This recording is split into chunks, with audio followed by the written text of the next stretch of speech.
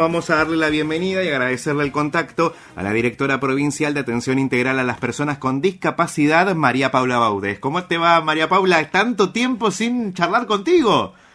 Hola, Matías, ¿cómo estás? Yo digo, ¿es el Matías de siempre? Preguntaba recién y me dijeron sí, es el de siempre. Soy el Matías de siempre. He cambiado un poco, por suerte. Siempre. A lo largo de los años, pero supimos ser habitués conjuntos de una época muy vinculada a la música. Las épocas de viento, ¿no? Cantara, precisamente. Bueno, a María Paula la hemos convocado porque en estos días se está escuchando mucho una sigla que a quienes son beneficiarios y necesitan este certificado lo conocen muy bien, quizás no todo el mundo, que es el CUD, que es el Certificado Único de Discapacidad. Nosotros estuvimos atentos a eso a principios de semana porque había gente haciendo el trámite del beneficio del transporte, claro, y necesitaba el certificado original, para el CUD, pero estamos en épocas de renovación, ¿verdad, María Paula? Sí, bueno, agrego ya a lo que decís un par de informaciones. El Certificado Único de Discapacidad no se renueva, se actualiza. Ya desde hace un tiempito la gente ya beneficiaria de este certificado ya está más acostumbrada a esta idea, a este nuevo concepto donde se actualiza la información, no tiene un vencimiento como antes y no es una renovación automática tampoco. La persona tiene que llevar a la junta que le corresponde por domicilio información de sus profesionales tratantes actualizada, de, digamos, informes de tratamientos no muy lejanos a la fecha donde concurre, para que la junta realice una revisión de la situación actual y puede actualizarse la certificación o puede darse de baja. O sea, no es una renovación automática. En función de la situación de salud actual de la persona es que se toma la determinación, ¿sí? Por eso no se habla de renovación hace rato, sino que se habla de actualización. También porque hace ya un tiempo hubo algunas reformas desde lo que era la ANDIS, la Agencia Nacional de Discapacidad, y este vencimiento que en otro momento tenía el Certificado Único de Discapacidad dejó de llamarse vencimiento, sino que justamente a la fecha que se establece como fecha indicada para acercarse a la Junta a actualizar documentación, no es que opera un vencimiento donde caen las prestaciones automáticamente, sino que hay todo un periodo de tiempo determinado para cada tipo de prestación donde hay una pérdida gradual en tal caso de las prestaciones si no se hace esta actualización en tiempo y forma. No es que el día D que decía antes el certificado que vencía caen todos los beneficios que tuviera la persona con la certificación, ¿se entiende? Este trámite, Paula, es personal y se hace beneficiario por beneficiario, digamos. Tiene que hacerlo cada uno para poder generar esta actualización. Exacto. Salvo excepciones como, por ejemplo, una persona que esté hospitalizada, que no se pueda mover, donde puede concurrir un familiar, siempre con una constancia o del médico tratante, el profesional tratante, o de un certificado de supervivencia extendido por la policía, donde conste que la persona está viva, está impedida de acercarse por una condición de salud a la evaluación y por esto el familiar o referente de cuidado concurre munido de su documentación al turno de la Junta. ¿Sí? Paula, ¿tienen el dato de cuánta gente cuenta con este certificado en la provincia? Mira, estamos justamente, días pasados recibimos los datos de la ANDIS, antes de los cambios de nación, sí. Porque es toda una información que tiene cierta resguardos de seguridad y estamos trabajando con esas bases. Si hablamos en unos días, seguramente voy a contar con la información más actualizada. Bien. Pero la realidad es que tuvimos que empezar a reforzar el trabajo de las juntas, porque con todas las prórrogas que Nación fue dando respecto a las certificaciones y para que no opere el vencimiento en el transcurso que estaban haciendo todos estos cambios, y la época estival se ha hecho un cuello de botella que, bueno, por momentos hay mucha espera en las juntas para poder concurrir a hacer la actualización, y hay una gran demanda actualmente hacia las juntas. Claro, pensaba en eso, que si es caso por caso y son muchos los alcanzados por el certificado, es un proceso que lleva su tiempo y que en algunos casos puede demorar. Supongo que también por eso están estos plazos de los que hablabas recién, de que las prestaciones no caen todas juntas, sino que van como, digamos, en plazos. Pero más allá de eso, pensaba en esto, ¿en qué circunstancias un beneficiario del certificado podría ser encontrado como que ya no le corresponde más? Me cuesta imaginarme esa situación. Por ejemplo, secuelas de enfermedades que tienen tratamientos de rehabilitación y después de un periodo o de recibir un tratamiento de rehabilitación o un tratamiento farmacológico, las secuelas van siendo cada vez menos discapacitantes. Porque por ahí hago una salvedad que siempre se hace en el marco de las juntas, que nosotros desde las juntas no certificamos enfermedades, o sea, obviamente reconocemos la condición de salud de cada persona que va, que puede tener múltiples problemas de salud, que no necesariamente certifiquen ante la junta. Porque la normativa de Nación establece líneas de corte para lo cual una secuela es discapacitante o no. Hay personas que tienen una condición de salud claramente, pero no las convierte por eso en personas discapacitadas, porque pueden autovalerse en las actividades de la vida diaria, pueden desarrollar quizás un trabajo, pueden manejarse en forma autónoma en sus actividades de la vida diaria, que ese es el punto. Y el beneficio del certificado justamente es que pueda facilitarle el acceso a los servicios de salud a aquellas personas que bueno, necesiten justamente acceder a un tratamiento farmacológico, a un tratamiento bueno, de X profesional, ¿no? Justamente para poder trabajar sobre esas secuelas. Puede que, por supuesto que hay secuelas y secuelas, hay secuelas que son permanentes. Una persona amputada o que tiene una enfermedad de tipo genética, claramente no va a haber un retroceso, digamos, en su condición, una evolución favorable. De hecho, ahora nos permiten ante determinadas situaciones, después de, que esto sí es una novedad, después de tres renovaciones, poder otorgar el certificado en forma permanente. Esto, bueno, es una novedad porque originalmente se daban de una vez y para siempre, después se renovó esto y dejó de ser así, y se renovaba, depende de la situación de salud, y las secuelas observadas, certificadas, cada 5 o 10 años, depende de la edad y el tipo de situación que la persona planteaba, y no teníamos la herramienta de poder extender el certificado en forma permanente. Bueno, ahora en algunos casos y después de 2 o 3 renovaciones se están empezando estamos habilitados a poder hacer esta consideración, que bueno, también es valioso para aquellas situaciones en donde no es reversible, digamos, su situación. María Paula, quería consultarte, vos hablabas acerca de estos cambios en ANDIS, ¿de qué manera los afecta a ustedes? ¿Cómo lo vivieron a estos cambios? Bueno, en principio con sorpresa, porque habíamos tenido hacía muy poco la última Asamblea Nacional del Consejo Federal de Discapacidad, con las autoridades que habían establecido desde Nación como interventores y demás, y no había ninguna novedad, no se comentó nada, no teníamos información las provincias sobre esta inminente decisión. Y bueno, días después nos informamos todos por los medios. Y no hemos tenido ninguna comunicación formal, por lo menos nada de las nuevas autoridades que estén a cargo del área.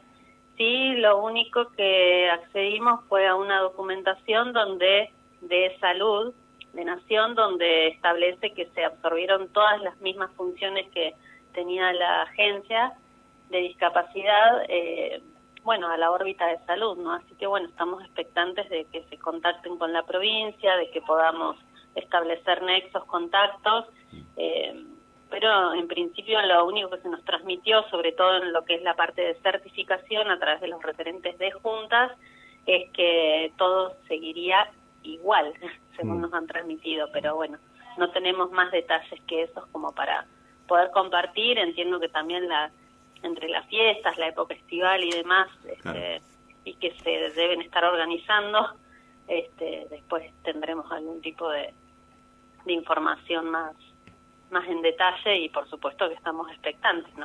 Estamos conversando con la directora provincial de Atención Integral a las Personas con Discapacidad, María Paula Baudés, y quería que repasemos un poco los plazos, cómo están trabajando, cuánto tiempo tiene la gente para hacer esta actualización de información y cuánto tiempo está demorando más o menos en conseguir finalmente el certificado.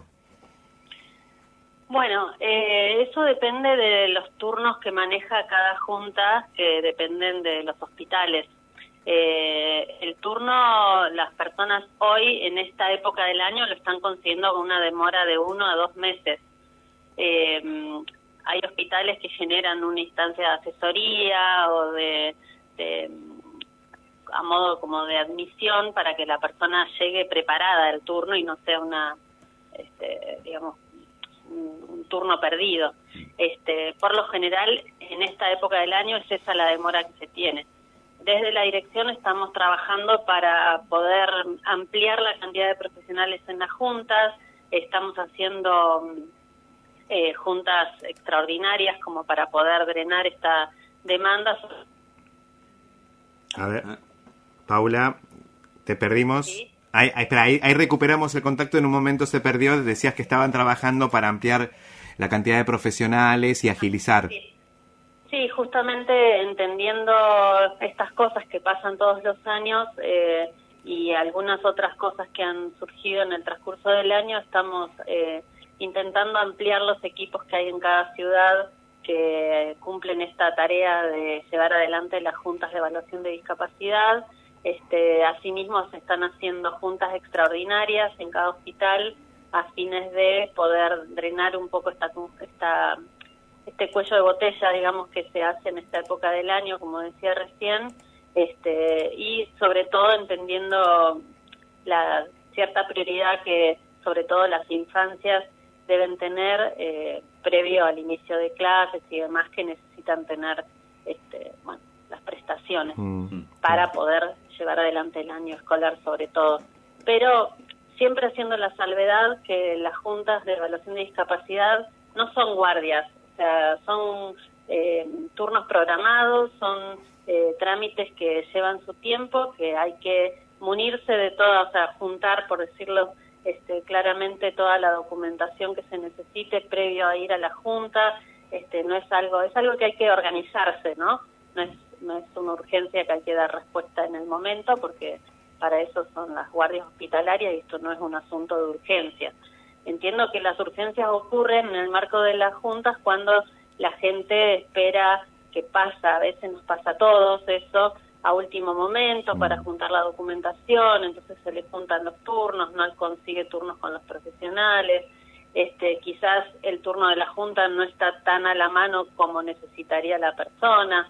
Digamos, esas son por ahí las tensiones con las que a veces nos encontramos y que, bueno, se trata siempre de hacer lo mejor posible y estar lo mejor predispuestos posibles, pero bueno, a veces pasan estas cosas y uno entiende que del otro lado hay una persona que necesita esta herramienta, claro, ¿no? Sí. Y después sumarle lo que nos decías al comienzo, que incluso vencido el certificado, no es que todos los beneficios caen inmediatamente, sino que hay algo paulatino, y si bien no es la invitación a especular con eso, claro, supongo que las familias... No llegar a eso. Digo, las familias que tienen una persona con discapacidad están muy atentas en general a tener cubierto a ese familiar, así que entiendo que quizás se va sumando todo, entre las demoras, la época. Pensaba un poco incluso como un asterisco, ¿no? pienso en nuestra cordillera, en la situación en la que está ahora, donde también viven personas con discapacidad y hoy hay una emergencia y la prioridad la tiene otra cosa, digamos. Entonces todo se complejiza cuando a eso, a las personas que son víctimas de situaciones como las que se están viviendo, también tienen, por ejemplo, un integrante de la familia con discapacidad, digamos. Son como un montón de focos a los que hay que atender, pero lo importante es que se está trabajando en el medio de un contexto de incertidumbre, porque también hasta que no vengan las disposiciones finales de Nación, también ustedes están trabajando un poco a ciegas. Sí, en realidad nosotros trabajamos bajo las normas, o sea, las juntas de evaluadores de discapacidad trabajan sobre las normativas que siguen vigentes, salvo que se modifiquen, y para eso hay que modificar normativas, o sea, leyes, decretos, circulares, no es tan fácil. Entonces, mientras no haya una novedad formal de cambio de las normativas, se sigue funcionando con lo que está vigente. Es como las leyes. Paula, espero no agarrarte así demasiado, así que quizás sea un tema que te excede, pero justo me está preguntando una mamá que está complicada con el trámite para vincular su Mi Argentina al de su hija discapacitada, que tiene una discapacidad intelectual y entonces no obtiene su propio Mi Argentina y no encuentra manera de vincular esta mamá en su Mi Argentina a su hija con discapacidad. ¿Cómo puede hacerlo? Porque en ANSES tampoco le dieron respuesta. ¿Es una señora de Trelew? Sí, ¿o de qué ciudad? De Trelew. Bueno, si le tomás los datos, averiguo en Trelew quién está. Tengo el dato acá en Rawson, que hay un lugar específicamente que ayudan a hacer este trámite para aquellas personas, viste, que hay que hacer una validación biométrica y demás, y quizás no todos lo pueden hacer, y quizás ellos mismos pueden dar esta respuesta. Bien. Si vos le tomás los datos a la señora, por ahí la podemos asesorar teniendo la información.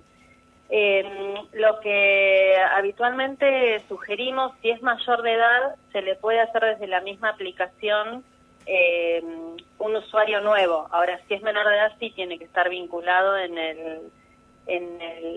la aplicación Mi Argentina del responsable. Sí, en este caso es una persona con discapacidad mayor de edad, pero que no tiene autonomía, digamos, tiene una discapacidad intelectual, entonces lo tendría que generar algún otro familiar y el dispositivo, te restringe el dispositivo, esta persona tampoco tiene un dispositivo propio, entonces hay alguna complicación, pero bueno, le tomamos los datos y en todo caso te pasamos el caso para ver si la podemos ayudar directamente. Por favor. Dale. Sí, cualquier consulta en relación a temas que circulen por la dirección pueden escribir al correo nuestro, que es discapacidadchubut@gmail.com, que lo vemos a diario y recibimos muchas consultas, consultas, quejas, de todo, pero bueno, estamos abiertos siempre a mejorar y entendemos que, bueno, es una población que siempre está, digamos, a veces poco atendida o poco escuchada.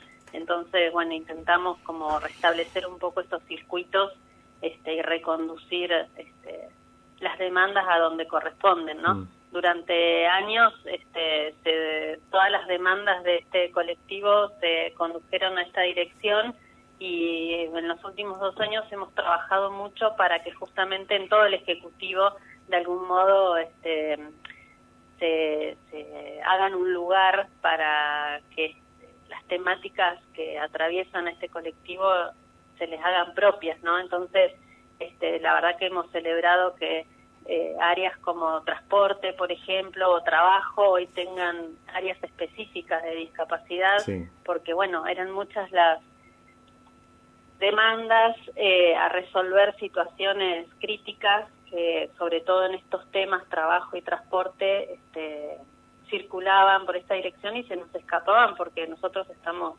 ubicados dentro de la estructura del Estado en salud, ¿no? Claro. Entonces, bueno, siempre es una invitación a todo el resto a ser parte y, bueno, que cada uno desde su sector haga lo propio para que cada vez tengamos una provincia más accesible y habitable para todos. Muchas gracias por este contacto con la radio. Bueno, Matías, un gusto siempre escucharte y gracias por el contacto, y cuando quieran volvemos a hablar y ya seguramente tendremos la parte más fría de los números, más a mano. Muchas gracias. María Paula Baudés, directora provincial de Atención Integral a las Personas con Discapacidad.